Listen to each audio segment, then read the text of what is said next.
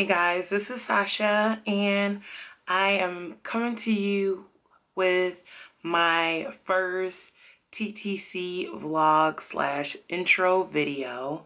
A lot of things have changed from last week to this one. Number one, I'm recording on a new camera. I finally purchased one of my own, so I'm very pleased about that. And secondly, this is a different kind of format. I normally do like a lot of talking, but I guess this will kind of be conversation because I'm going to leave some questions or ask some questions, and I will really appreciate your feedback in return. Before I get started, first of all, excuse the hair. I had flat ironed my hair after like 4 years of being natural, and it rained today before I shot this video, so needless to say, it's just gone with the wind type of hair right now. But anyway, I wanted to get started. If you've never watched any of my videos, I had a stillbirth October 3rd of this year, about 2.5 months ago, and so that's the basis of where I'm starting. But I really do, my husband and I desire to have another child, and so this is kind of the beginning of documentation about wanting to have another child and the feelings that I personally have with thinking about having more children after our loss, and just things like that. So hopefully this won't be a long video, but you know, it's going to be what it's going to be because I want to make sure that you understand what I'm saying and where I'm coming from. So to start it off, I definitely have a lot of mixed feelings about trying to conceive again.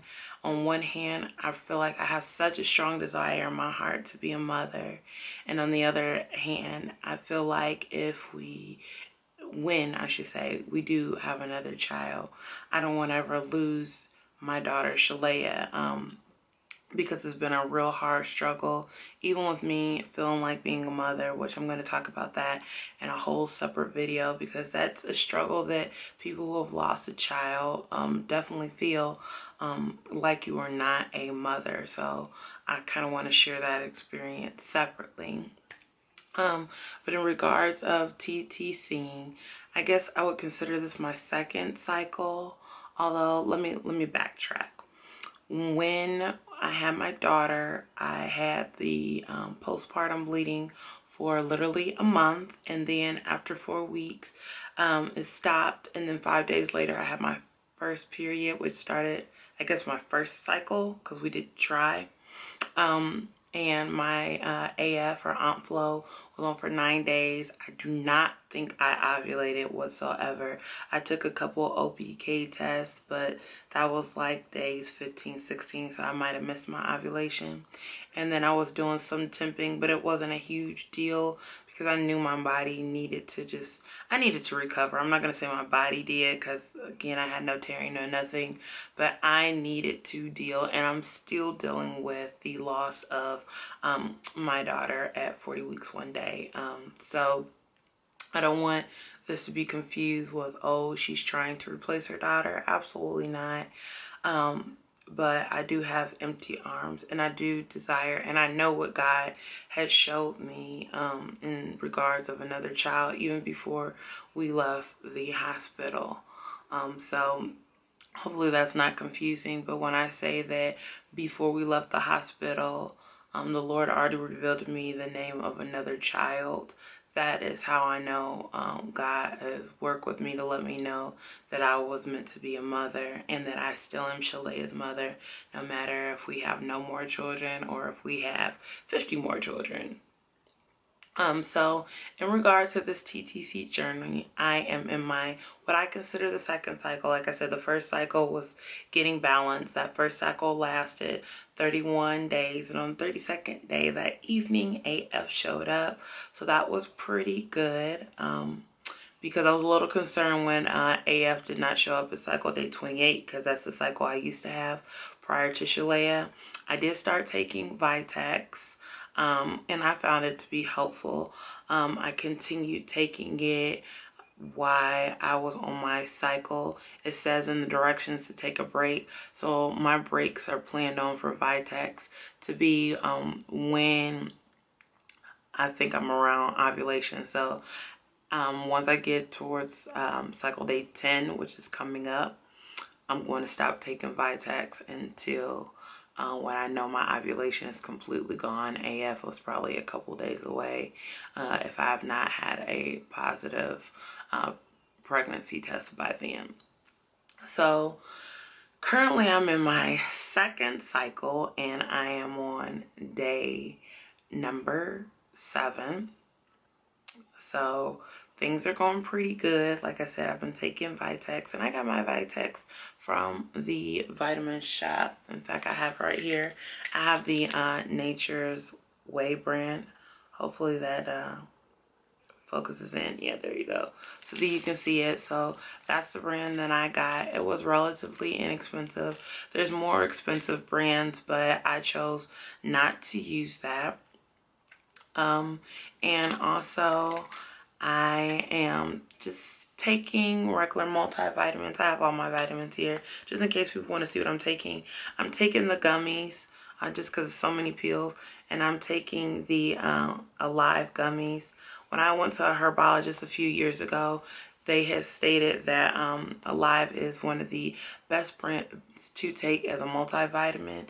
And I personally don't feel the need to take a prenatal, because prenatal is what you need to support when you actually are pregnant. And I'm trying to get pregnant, so a regular multivitamin like this will work completely fine. I also take, let's see, I take folic acid, and these are 800 mcgs. And these are also the Vitamin Shop brand. I take 1600 mcgs every day in the morning. I take all of my vitamins in the morning. And this is just to give the extra support. I took folic acid while I was pregnant. I consulted with my physician. All the stuff that I'm saying, I would suggest if you're trying to conceive or if you're already on a regimen, please talk with your doctor. I'm not a professional. But I took the folic acid when I was pregnant with my daughter, Shalaya, just because I wanted to make sure I had as much support and vitamins I needed for developmental purposes, and it was my personal preference. But again, I consulted with my physician, and it was perfectly fine. I also, again, hopefully this is not TMI, I've had a little issues with consistently staying regular since I had my daughter. I kind of had some digestive issues before, not like ridiculous, but I just like to make sure my body is flowing. Of course, I eat the proteins and stuff like that, but just as an extra buffer, I do take daily fiber, and I get mine from Walmart. I took it all during my pregnancy because I had severe constipation, and I continue to take it. These are gluten-free capsules, so they're easier to digest in the body, even though I don't have a gluten intolerance, but still, I just got those instead. And I do take 5 capsules of these, and if you look, the pill size on the label is, they really are that big, but I take 5 every day, and that's just my personal preference. Again, I consulted with my physician. There was no harm, no foul for me with taking them and continuing to take the fiber as needed. And then when I feel like I don't need it, I don't, but I like the fact that it keeps me regulated. And last but not least, I've had some slight issues with vitamin D. Not hugely. It wasn't anything that affected my previous pregnancy, but it has been noticed when I went to see the herbologist, my regular physician, you know, that I could use a little bit more vitamin D in my diet. And so I never know if I'm getting enough, so I'm a firm believer. If you're not sure if your body has enough of your said vitamin, then just take it. And then if you have more than you need, unless someone tells you, I don't think that it's a problem. And again, I consulted with my physician. I keep saying that because some people get on YouTube and they just listen to whoever they're watching, and it does not work out. So I just take 1 tablet, 500 IU. And I get this from Walmart. It's the highest dose that you can get at Walmart. And all of these are either Nature's Way or Nature Made. I try to go for the ones that just are highly endorsed and they process the best in the body. So I definitely read a lot of reviews before I purchase a vitamin. And that's just my personal preference. I'm definitely not pregnant right now if I'm on cycle day 7, but I do have hopes to get pregnant in December or in 2016, whenever the Lord see fit. It's a very difficult journey because I've experienced a loss, and I'm trying to stay positive, but it definitely has a lot of challenging times. Sorry if you can hear the music. That's my husband, probably on his phone watching something crazy. But I do have pregnancy tests. I get the cheapy pregnancy test from Walmart, but I also have some clear blue digitals, which I would only take if I think that one of the cheapy ones are showing a faint line. But I'm definitely not there right now. I'm really working on just accepting what has happened and not being fearful about having another child, and you know, thinking about being a mother to another child after a loss and everything that I've gone through, which has been a whole bunch from, you know, my mom and everything. But God is in control, and I do not believe for one second that he will place the desire in my heart to become a mom and then, you know, have me not be a mother. And even if that means being a mother to a child that is not biologically mine, I don't ever know what God has in store. So we will see. As far as apps, I am using the Ovia app. I was kind of tossed up between the Fertility Friend and Ovia. I went with Ovia because I have an Android, and when I was using, I'm going to pull it up. When I was looking up stuff, I went with who had the most reviews and how many downloads for the particular brand. So I have Android, and so Ovia was had a higher rating and had more downloads for the app. So I've been using it since my postpartum bleeding stopped. I recorded that, and here's my home screen. Like I said, it'll show you that I am 1.0 on the fertility, and that I am on cycle day 7 and 5 days to my fertility window, supposedly in 22 days until I test. And I've been temping in the morning. I normally temp, sorry about that. I normally temp around 6 a.m. because I am a high school teacher, so that's when I temp, and I just use the regular, I think I spent $3 maybe and 50 cents. Got it from Dollar General. It works. I don't go to the 100th place. I go to the 10th place because I find that it's perfectly fine. Because again, when I had my daughter, I did slight temping, found I had my OPK, and we conceived that very cycle, and it did not take us long.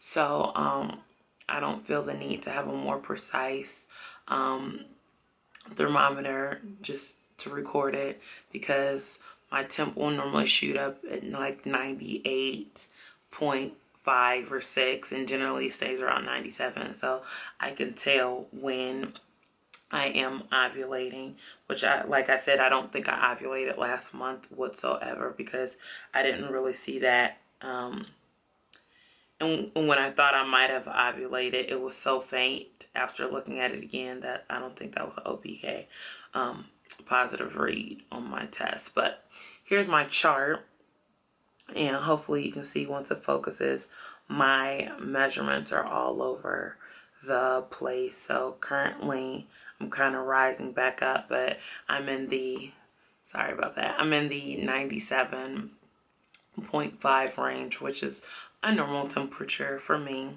And I really hope I'm not rambling. I'm just trying to make sure that I get everything in for the intro, just so that it makes some sense on what I am doing. And most importantly, I'm filling out my emotions. I do go to counseling, and I do talk with my counselor, and of course I talk with my husband. We made this decision together about trying to conceive. We're definitely not stressing out about it. It's not something where I'm like, we got to get it done.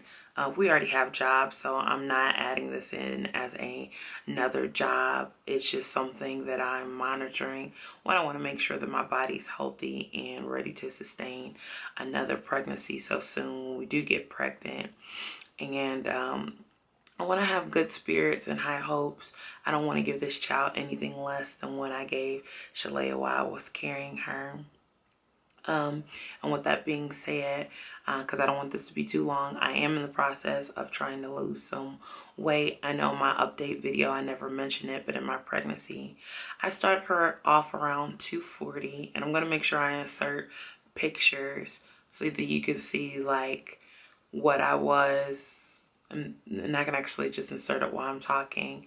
My smallest is around like 200, and like I can insert pictures when I was 200 pounds. So I've never been a small girl, but when I'm 200 pounds, I'm wearing like a size 12 pants. And so when I first got married, I was 235, and then of course that newlywed weight, I got up to 240 when I first found out I was pregnant with Shalaya, and then I got up to almost 275 like right before she passed. And then I dropped some weight after, between the few days while I was carrying her at home and laboring at home. And then when I had her, I just shot down to about 249. And that was by her funeral. So I kind of like lost a lot of weight real quick. You know, baby, placenta, water weight, all that came off. And then I was just highly depressed. And then trying to cope and everything, I turned to food naturally, and I got back up to 258, and that is a high number. I know it's a horribly high number. And so I am working on losing weight. I've been on my journey now for 2 weeks, so yay, I'm very excited about that. I have lost 6 pounds in the first week. Tomorrow is my weight, and so I don't know how much I've been weighing, but I use my Vivo Fit by Jarman to track my steps, and I've been monitoring when I eat and really doing portion control, because I never endorse getting pregnant again and not being healthy, and monitoring your health. And so to all you ladies who are TTCing, I'm hoping and praying that everybody has consulted with their physician, because it is so important to be in a good state of mind, physically, mentally, emotionally, and for me, spiritually. So that's just a little bit about me and what's going on. And this is my intro, and I really hope that you guys will follow me through this journey. I still talk about stillbirth and loss in general, and weight loss, and now trying to have my rainbow, which is why this is called the Rainbow Chronicles, because it's not just about hope for another child. The Rainbow Chronicles really discusses having hope for the future, and just a promise. It's God's covenant that he's not going to leave us or forsake us. And I'm a firm believer that after the storm, the sun does come out. And hopefully, you know, whatever you're going through, or if you're trying to conceive like myself, or you're pregnant, or, you know, whatever you wanted has already come to pass, be a strength and an encouragement for other people. So I really thank you for watching. I'm sorry it was a little bit long, but I thought over this video, and I really wanted it to just be raw, unadulterated footage. Hopefully I said that right. Just me talking to you and getting to know you. So again, my name is Sasha, and this is the first video of my journey after the loss of my daughter, but I'm claiming that great things are in store for me as well as for you. So I hope you have a wonderful and blessed day, and I will see you in the next video. Bye.